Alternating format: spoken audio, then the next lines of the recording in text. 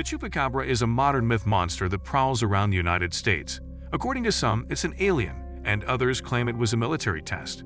Cited as a dinosaur, humanoid, a robot that earned its name from its preferred prey, goatsucker. Why are the Chupacabra so feared today?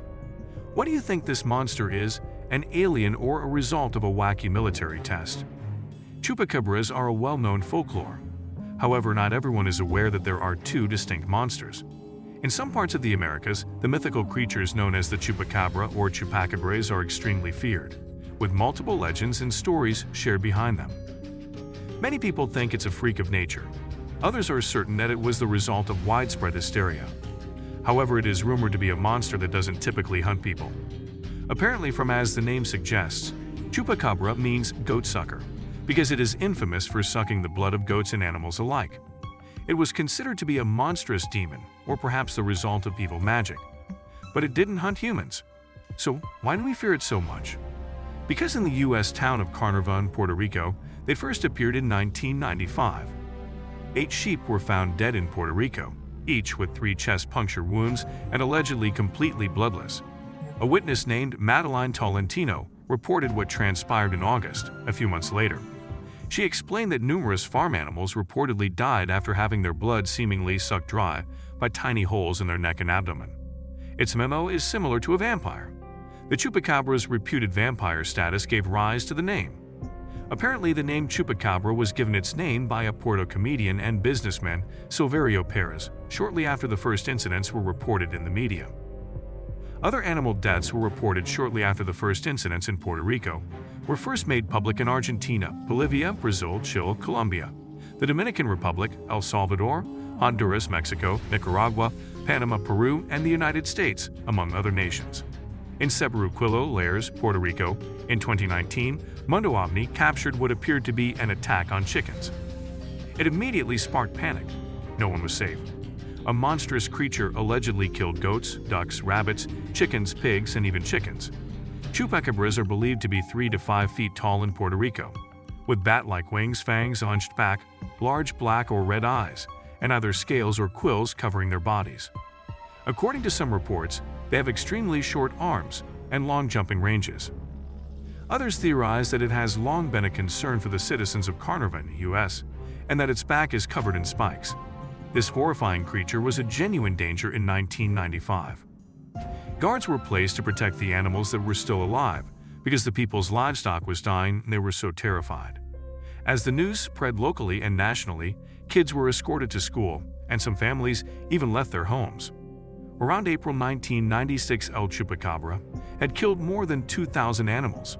In order to protect his town's residents and wildlife, incumbent mayor Jose Ramon Quimo Soto, who ran for re-election in 1996, decided to organize a safari. On September 1995, to capture the monster, Soto gathered 200 people, including armed police officers. He carried a big crucifix and literally dragged a goat around in a cage. Politicians other than Soto also spoke about El Chupacabras.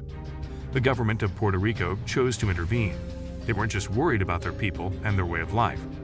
They were also aware of the potential harm the monster could do to tourism. To determine the precise scientific justification for the attacks, biologists were called in. Theories varied greatly. Some theorized that it was brought on by bats looking for new food sources as a result of the drought. Others claim that rhesus monkeys imported for scientific testing or even roving packs of wild dogs are to blame.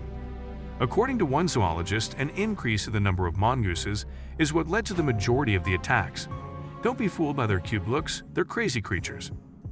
Did you know that Puerto Ricans do not have the right to vote in presidential elections, despite being U.S. citizens and subject to all U.S. laws? Although they are expected to follow federal laws, they have limited authority to do so.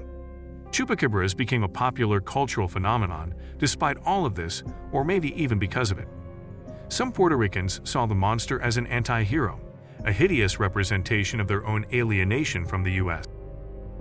A new variety of Chupacabra appeared, which was described as a hairless, gaunt animal walking on 4 legs in reports from Mexico and the southwest of the United States, a vast change from the original Puerto Rican monster. Examining revealed actual corpses.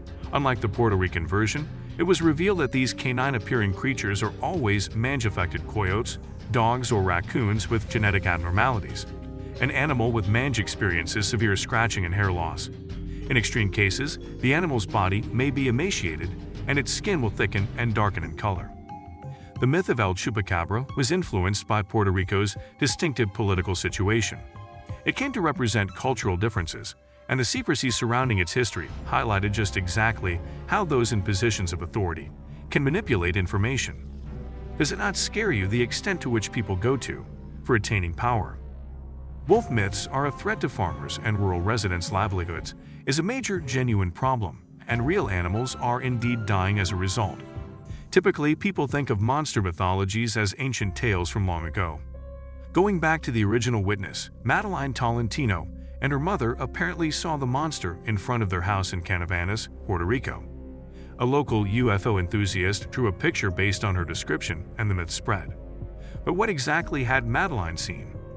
Well, her original description seems to be a bit odd, for a creature she had spotted on the road in front of her house before it disappeared around the corner. The details she remembers are extremely precise. Benjamin Radford, a scientific paranormal investigator and research fellow at the Committee for Skeptical Inquiry, went to Puerto Rico and spoke to Madeline. This was part of his 5-year investigation into the Chupacabra, trying to put aside the hearsay and telephone game rumors and get to the facts. When Radford interviewed her in person, the first to talk to her about this 1995 event since it happened, he reports, she even said the creature didn't have an anus. Now, if I were to ever see a monster described as scary as the Chupacabra, I wouldn't be focusing on their anus or the lack of it. Would you notice something as minute as this detail? Those spikes, by the way, Madeline would subsequently describe them as feathers, before settling on feathery spikes. These statements left the scientist Radford was puzzled. How did a Puerto Rican woman in 1995 witness something that led her to this incredibly detailed and odd description? What could possibly have been in the air at the time to explain this? How does a strange-looking monster looking like an alien appear on an island near the Caribbean? Well, as scientist he checked to see what was happening in Puerto Rico, and a few interesting things he did find. A hurricane and the release of a science fiction movie, poorly received by critics, gave MGM its biggest film opening at the time. Apparently, the inspiration for the Chupacabra's description arose from the 1995 film Species. While there are a lot of conflicting opinions regarding the Chupacabra surrounding it, while many people believed Madeline, there were few who didn't because of the precision of her statement. Because so few people properly investigate paranormal claims, they continue to be told. They are frequently approached with naivete rather than suspicion. They make extraordinary claims, so the proof we should demand before accepting them wholeheartedly should be just as extraordinary. Also, there are so many varying accounts of exactly how this creature should appear. Some find it difficult to believe in the existence of this animal. Leaving the mangy dogs of the mainland aside, there are many different ways to describe the Puerto Rican Chupacabra. Perhaps it has wings. It has the capacity to alter its color, or not. It either has a large tail or none at all. It has enormous ears or none at all. But most people wouldn't dare deny its existence. What do you think? Do you think the Chupacabras are a figment of someone's imagination or a real creature that existed in the past?